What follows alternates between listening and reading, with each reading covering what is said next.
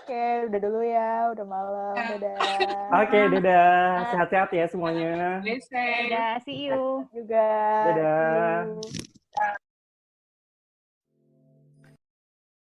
Ever since the COVID-19 pandemic hit the world, the way we communicate with each other has been shifting.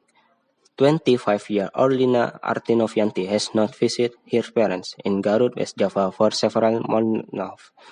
However, she has been calling her parents more frequently Dulu kan compared to waktu aku before the masih bisa pandemic. curi-curi waktu buat pulang, ya udahlah video call-nya paling 1 minggu tuh bisa 3 kali. Sekarang tuh kayak setiap ada waktu aku jadi video call sama keluarga aku karena ya udah nggak bisa pulang. With the pandemic showing no sign of receding in the near future, we are still likely to rely on virtual meeting to interact with others. However, some limitations might keep us from regularly communicating with our loved ones, such as signal Biasanya disruption. orang-orang tuh kalau misalkan di video call mereka tuh nggak bener-bener banyak yang diceritain tuh. Karena kita juga harus gitu, kita tuh harus adjust waktu kita kan. Misalkan ya udahlah video call ya, hayo gitu kita video call. Tapi kadang-kadang mereka ada interupsi apa. Tapi kalau misalkan ketemu langsung, itu tuh mau nggak mau pasti ya kesannya tuh beda. Mau nggak mau apa yang lebih gimana ya, lebih anget aja gitu loh. Kalau ini tuh cuman sekadar ya udahlah gitu video call terus diceritain apa aja, kayak cuman highlightnya doang gitu yang mereka ceritain. Psychologist Baby Jim Aditya is aware of the drawback of virtual meeting. She explained that there was no energy exchange during virtual interaction. Karena dalam pertemuan virtual memang emosi berupa ekspresi terlihat, tapi rasanya kurang gitu ya. Dan dalam komunikasi kan kita tahu bahwa komunikasi itu bukan hanya verbal atau kata-kata. Non-verbal messages also play a role in our communication. Non-verbal communication. One hand gesture, face expression, tempo, intonation, articulation, and accents. Well, mungkin ada yang terdistorsi ya dari semua tiga itu.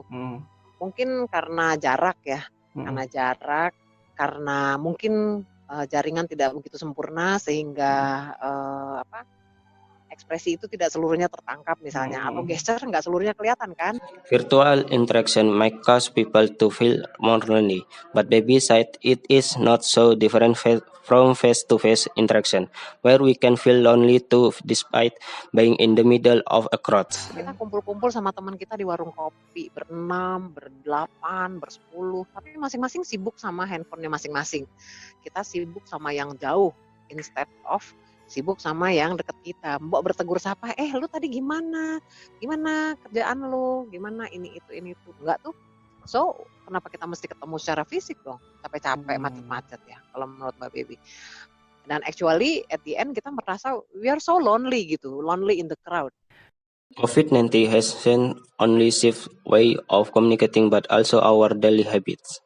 Before the pandemic, there was a frequent coffee shop visitor. Persis di sebelah Plaza Senayan. Jadi sebenarnya hampir tiap hari nongkrong. Oke. Karena sekedar ngopi ke Starbucks atau ke food court atau ke restoran, dan itu juga kadang bosku tuh tipikal orang yang laid back kan. Jadi dia sebenarnya lebih suka ngobrol-ngobrol santai, ngomongin soal kerjaan secara nggak serius, sehingga kita lebih sering makan siang di luar. Jadi kalau seminggu bisa dikatakan 3-4 kali ya, hampir tiap hari. Dan tentunya selama pandemi itu berarti kultur makan-makan itu hilang gitu ya, Dea? Makan-makan di luar itu tentunya. Iya, benar-benar hilang.